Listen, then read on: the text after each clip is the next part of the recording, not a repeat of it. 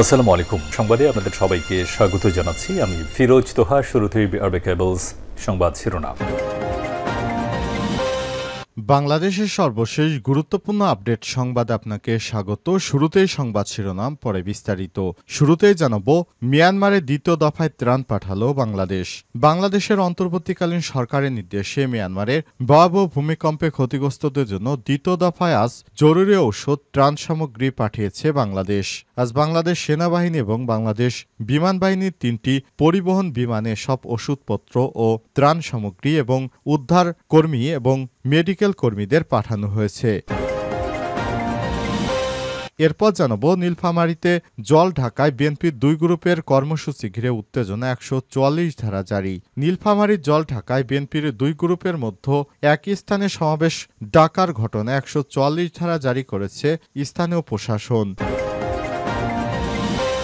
এদিকে পাচারের গরু নিয়ে 2 সন্ত্রাসী গ্রুপের মধ্যে গোলাগুলি, নিহত 1। মিয়ানমার থেকে অবৈধভাবে আনা শতাধিক গরু পাচারকে কেন্দ্র করে কক্সবাজারের রামু উপজেলায় 2 সন্ত্রাসী বাহিনীর মধ্যে ব্যাপক গোলাগুলির ঘটনায় এক বাহিনীর প্রধান মোহাম্মদ নবী 42 নিহত হয়েছেন এবং উভয় পক্ষের অন্তত 4 জন আহত হয়েছেন। এবারে জানাবো, কর্মস্থলে ফেরা হলো না পুলিশ সদস্যের। ঢাকা টাঙ্গাইল মহাসড়কে দায়িত্ব পালনের সময় গাজীপুর কালিয়াকৈর উপজেলার তেলিরচালা এলাকায় মঙ্গলবার মোটরসাইকেল দুর্ঘটনায় এক পুলিশ সদস্য নিহত হয়েছেন। তিনি গাজীপুর মেট্রোপলিটন পুলিশে কর্মরত ছিলেন। নিহত পুলিশ সদস্য হলেন টাঙ্গাইলের জামাল শিকদারের ছেলে রনি শিকদার, বয়স 26। এদিকে ঈদের ছুটি শেষে আন্তনগর ট্রেন চলাচল শুরু। ঈদের একদিন ছুটি কাটিয়ে সারা দেশে চলাচল শুরু করেছে বাংলাদেশ রেলওয়ে আন্তনগর ট্রেনগুলো। আজ মঙ্গলবার 1 এপ্রিল সকাল থেকেই ট্রেন চলাচল শুরু হয়েছে। এবং সর্বশেষ জানাবো, যুক্তরাষ্ট্রের নতুন শুল্কে ভারতের যেসব খাতে সবচেয়ে বেশি ক্ষতি হলো। ভারত সহ বিভিন্ন দেশের উপর মার্কিন প্রেসিডেন্ট ডোনাল্ড ট্রাম্পের ঘোষিত পাল্টা শুল্ক আগামী 2 এপ্রিল থেকে কার্যকর হওয়ার কথা রয়েছে। শুল্ক যদি শেষ পর্যন্ত সত্যি আরোপিত হয় তবে মারাত্মক ক্ষতির মুখে পড়তে পারে ভারতের নরেন্দ্র মোদীর সরকার। প্রিয় দর্শক, এতক্ষণ শুনছিলেন সংবাদ শিরোনামে, এবারে বিস্তারিত। তবে তার আগে বন্ধুরা, অনুরোধ থাকবে সংবাদটিতে একটি লাইক দিন। এই চ্যানেলে আপনি নতুন হয়ে থাকলে আমাদের সংবাদটি দেখতে দেখতে চ্যানেলটি সাবস্ক্রাইব করে রাখুন। কমেন্ট করে বন্ধুরা আপনার মূল্যবান মতামত জানিয়ে দিন আপনি বিশ্বের কোন দেশ থেকে বা বাংলাদেশের কোন স্থান থেকে আমাদের সংবাদটি দেখছেন এবং শুনছেন। আর বন্ধুরা, এই সংবাদটি আপনার সোশ্যাল মিডিয়া ফেসবুকে শেয়ার করে দিন, যাতে করে আপনার বন্ধুরাও এই লেটেস্ট আপডেট সংবাদগুলো জানতে পারে। এবারে বিস্তারিত। মিয়ানমারে দ্বিতীয় দফায় ত্রাণ পাঠালো বাংলাদেশ সেনাবাহিনী। মিয়ানমারে ভয়াবহ ভূমিকম্পে ক্ষতিগ্রস্তদের জন্য দ্বিতীয় দফায় জরুরি ওষুধ ও ত্রাণ সামগ্রী পাঠিয়েছে বাংলাদেশ। অন্তর্বর্তীকালীন সরকারের প্রধান উপদেষ্টা প্রফেসর ড মোহাম্মদ ইউনূসের নির্দেশে আজ মঙ্গলবার বাংলাদেশ সেনাবাহিনী ও বাংলাদেশ বিমান বাহিনীর 3টি পরিবহন বিমানযোগে সব ওষুধ ও ত্রাণ সামগ্রী পাঠানো হয়েছে। প্রধান উপদেষ্টা প্রফেসর ড মোহাম্মদ ইউনূসের নির্দেশে এই সহায়তা পাঠানো হয়েছে। প্রধান উপদেষ্টার deputy press secretary Abul Kalam Azad Majumdar এই তথ্য জানিয়েছেন। তিনি বলেন, এই মিশনে 3 বাহিনীর উদ্ধার বিশেষজ্ঞ, ফায়ার সার্ভিস ও সিভিল ডিফেন্স বিভাগের চিকিৎসক, বাংলাদেশ সেনাবাহিনীর চিকিৎসক এবং বেসামরিক চিকিৎসকদের সমন্বয়ে গঠিত উদ্ধার ও চিকিৎসক দল রয়েছে। উদ্ধারকারী ও চিকিৎসকের মোট সংখ্যা 55। এছাড়াও 3টি বিমানে 37 জন ক্রু রয়েছে। উদ্ধার ও চিকিৎসা দলের তাদের স্বনির্ভর সামগ্রী, রেশন, স্বাস্থ্য বিষয়ক সামগ্রী, যোগাযোগ সরঞ্জাম, রান্নার উপকরণ ইত্যাদি সঙ্গে নিয়েছে। এছাড়াও ভূমিকম্পে আক্রান্ত জনগণের জন্য 8 টন শুকনো খাবার, 2.5 টন পানি, 4 টন ওষুধ, 1 টন স্বাস্থ্য সেবা সামগ্রী এবং 1.5 টন ত্রাণ কেন্দ্রের তাঁবু পাঠানো হয়েছে। এর আগে রোববার বাংলাদেশ সেনাবাহিনীর নেতৃত্বে বাংলাদেশ সশস্ত্র বাহিনীর মাধ্যমে মিয়ানমারে জরুরি ত্রাণ সামগ্রী, ওষুধ, তাঁবু, শুকনো খাবার ও চিকিৎসা সামগ্রী চিকিৎসক দল পাঠিয়েছে বাংলাদেশের অন্তর্বর্তীকালীন সরকার।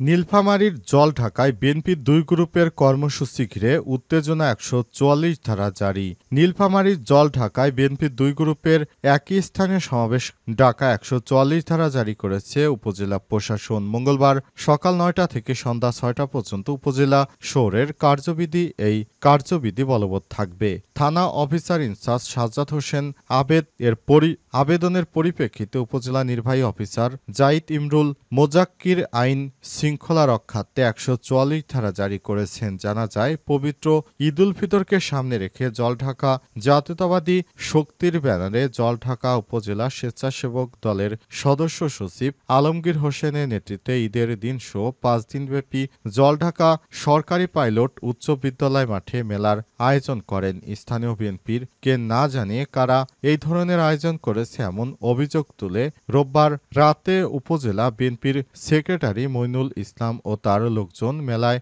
গেট ভাঙচুর করে এক পর্যায়ে উভয় পক্ষের মধ্যে ধাওয়া-পাল্টা এবং সংঘর্ষের ঘটনা ঘটে। এরপর ঈদের দিন সোমবার রাতে উপজেলা উভয় পক্ষেই মেলাকে কেন্দ্র করে মাইকিং করে সকাল ১০টায় বিক্ষোভ মিছিলের ঘোষণা দেয় ১৪৪ ধারা জারি করেছে প্রশাসন। এ ব্যাপারে বিএনপির দুই গ্রুপের মধ্যে কোনো পক্ষই মোবাইল রিসিভ না করা একাধিকবার যোগাযোগের চেষ্টা করেও তাদের বক্তব্য পাওয়া যায়নি। তবে উপজেলা নির্বাহী কর্মকর্তা জাহিদ ইমরুল মোজাক্কির জানান, জলঢাকা পৌরসভার আওতাধীন জলঢাকা পেট্রোল পাম্প ও জলঢাকা সরকারি মডেল পাইলট উচ্চ বিদ্যালয়ের মাঠ এলাকায় একাধিক পক্ষ সভা সমাবেশের আহ্বান করায় উত্তেজনা বিরাজ করে। ওসি সাহেবের আবেদনের পরিপ্রেক্ষিতে আইনশৃঙ্খলা পরিস্থিতি নিয়ন্ত্রণে সরকারের স্বার্থে ১৪৪ ধারা জারি করা হয়েছে। পাচারের গরু নিয়ে দুই সন্ত্রাসী বাহিনীর গোলাগুলি, নিহত এক। মিয়ানমার থেকে অবৈধভাবে আনা শতাধিক গরু পাচারকে কেন্দ্র করে কক্সবাজারে রামু উপজেলায় দুই সন্ত্রাসী বাহিনীর মধ্যে ভয়াবহ গোলাগুলির ঘটনা ঘটেছে। এতে এক বাহিনীর প্রধান মোহাম্মদ নবী ৪২ নিহত হয়েছে এবং উভয় পক্ষের অন্তত ৪ জন আহত হয়েছে। সোমবার ৩১ মার্চ সন্ধ্যায় কক্সবাজারের রামু উপজেলার কাওয়ারখোপ ইউনিয়নের চৌধুরী খামারপাড়ায় এই সংঘর্ষের ঘটনা ঘটে। নিহত মোহাম্মদ নবী একই এলাকার মৃত আলী আকবরের ছেলে। স্থানীয়রা জানিয়েছে, সোমবার মিয়ানমারের রাখাইন রাজ্য থেকে চোরাই পথে আনা শতাধিক গরু বিভিন্ন গন্তব্যে পৌঁছে দেওয়াকে কেন্দ্র করে মোহাম্মদ নবী বাহিনীর সঙ্গে আজিজুল হক বাহিনীর মধ্যে বিরোধ সৃষ্টি হয়। এই নিয়ে সন্ধ্যায় দুই পক্ষের মধ্যে গোলাগুলি শুরু হলে মোহাম্মদ নবী সহ কয়েকজন গুলিবিদ্ধ হন। পরে হাসপাতালে নেয়ার পথে মোহাম্মদ নবী মারা যান। পুলিশ ও স্থানীয় প্রতিনিধি জানায়, দীর্ঘদিন ধরে বান্দরবনে নাইখনছড়ি উপজেলার সীমান্ত দিয়ে অবৈধ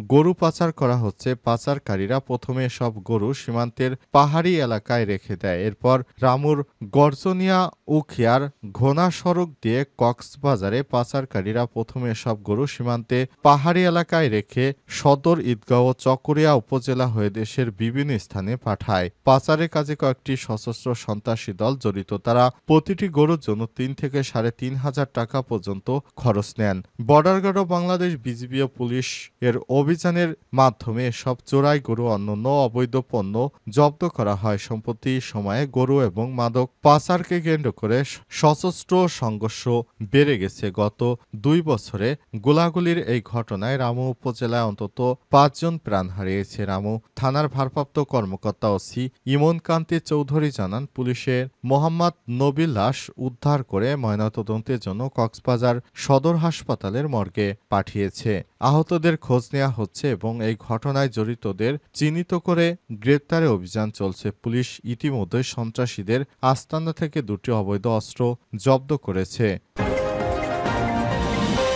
কর্মস্থলে ফেরা হলো না পুলিশ সদস্যের। ঢাকা-টাঙ্গাইল মহাসড়কের গাজীপুর কালিয়াকৈর উপজেলার তেলিরচারা এলাকায় মঙ্গলবার সকালে মোটরসাইকেল দুর্ঘটনায় এক পুলিশ সদস্য নিহত হয়েছেন। তিনি গাজীপুর মেট্রোতে কর্মরত ছিলেন। নিহত পুলিশ সদস্য হলেন টাঙ্গাইলের জামাল শিকদারের ছেলে রনি শিকদার, বয়স ২৬।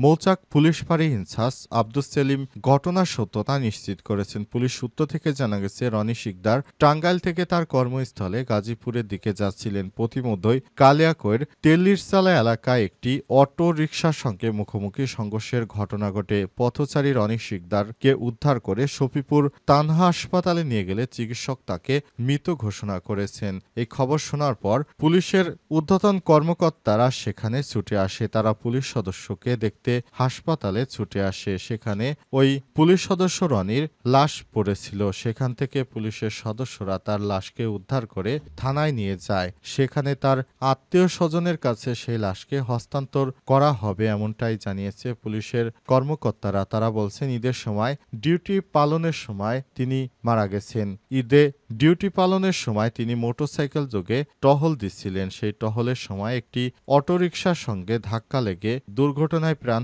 হারান এই পুলিশের সদস্য। পুলিশের অন্যান্য কর্মকর্তারা নিহত পুলিশ সদস্যের আত্মার মাগফিরাত কামনা করেছেন এবং এই সংঘর্ষের ঘটনায় যে বা যারা জড়িত আছেন তাদের ব্যাপারে আইনগত ব্যবস্থা প্রক্রিয়াধীন রয়েছে।